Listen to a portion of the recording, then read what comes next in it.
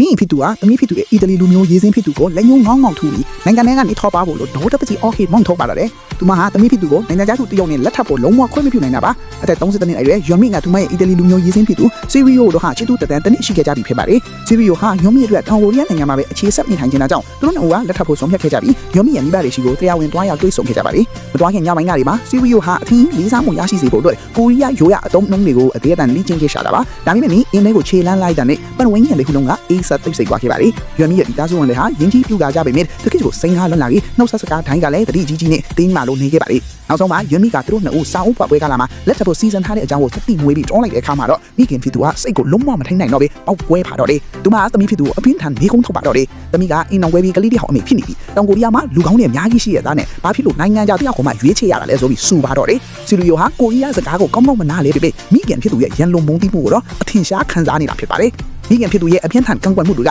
လုံးခဲ့တဲ့ရှင်းနေတုန်းကနာကျင်စာအတိတ်ဆိုးကြောင့်ဖြစ်ပါတယ်။ယွန်မီကတက္ကသိုလ်ကျောင်းသူဘွားတုန်းကမထင်ပဲနဲ့ကိုဝင်ရရှိခဲ့တာကြောင့်အလဲမတင်ကပြင်ဆင်ထားတဲ့အလော်ကြီးလက်ထပ်ခဲ့ရဖူးတာပါ။မိခင်ဖြစ်သူကဒါကိုမိခင်ချက်တဲ့လက်ထက်အရေးကိုမြင်ခဲ့ပြီးတော့နောက်ဆုံး3နှစ်အကြာမှာပဲကွာရှင်ဖြစ်စီနဲ့အဆုံးသတ်ခဲ့ရတာဖြစ်ပါတယ်။ကွာရှင်ပြီးနောက်ယွန်မီကသမီးငယ်လေးကိုမိခင်ဖြစ်သူချင်းမှာအန်တန်ထားခဲ့ပြီးမိသားစုကိုထောက်ပံ့ဖို့အယုတ်တွေအသေးထန်စူးစမ်းကွေးကင်းလုပ်ခဲ့ရဖြစ်ပါတယ်။မိခင်ဖြစ်သူရဲ့မျက်လုံးထဲမှာတော့သမီးရဲ့ပထမအိမ်အောင်ရွေးကဂျာရှောင်းဖူးတစ်ခုဖြစ်နေပြီမို့လို့သမီးဖြစ်သူကိုနောက်ထပ်စွန့်စားမှုတစ်ခုထပ်မလို့စေချင်တော့တာပါ။အထူးသဖြင့်လုံးဝယဉ်ကျေးမှုမတူတဲ့လူတစ်ယောက်နဲ့ဆိုတော့ပို့ပြီးစိုးရိမ်နေတာဖြစ်ပါတယ်။ဒါတွေနဲ့ကပါသူတို့လည်းအထူးနေထိုင်ခဲ့တာ4လတောင်ရှိပြီဆိုတာကိုသိလိုက်ရတဲ့အခါမှာတော့မိခင်ဖြစ်သူရဲ့ချီယိုးဆွဲအမြင့်အားလုံးဖြိုလိုက်ပစီသွားခဲ့ရပြီးရန်ပွေးတွေပို့ပြီးပြင်းထန်လာပါတော့တယ်အခုလိုပရိပက္ခတွေနဲ့ရန်ဆိုင်နေကြပေမဲ့လေဆီရီယိုကတော့ရှုံးမပေးခဲ့ပါဘူးသူကယောဂလောက်မရှိသူရခွင့်ပြုမှုရရှိဖို့အတွက်သူကယူတယောက်ထဲသွားရောက်တွေးဆုံဖို့ဆုံးဖြတ်ခဲ့ပါတယ်စားပိုင်းမှာတော့မိခင်ဖြစ်သူကသူ့ကိုလူရမသွင်းပဲလစ်ရှူရခဲ့ပါတယ်ဒါပေမဲ့လည်းသူကစုံနွမ်းပွင့်တဲ့ရွေးချွေးမှုတွေစိတ်ရှည်မှုတွေနဲ့ပဲသူမနာကိုတဖြည်းဖြည်းချင်းကတ်ခဲ့ပါတယ်သူကစကလုံးတွေနဲ့မဟုတ်တိတ်စိတ်ရိုက်နဲ့တပတ်နဲ့ရှိတဲ့လုံရတွေနဲ့ပဲမိခင်ဖြစ်သူရဲ့စိတ်ကိုအောင်မြင်ဖို့ကြိုးစားခဲ့တာပါဈေးကနေပြန်လာတဲ့အခါလေးလက်နဲ့အိတ်တွေကိုဝိုင်းကူးတဲပေးတယ်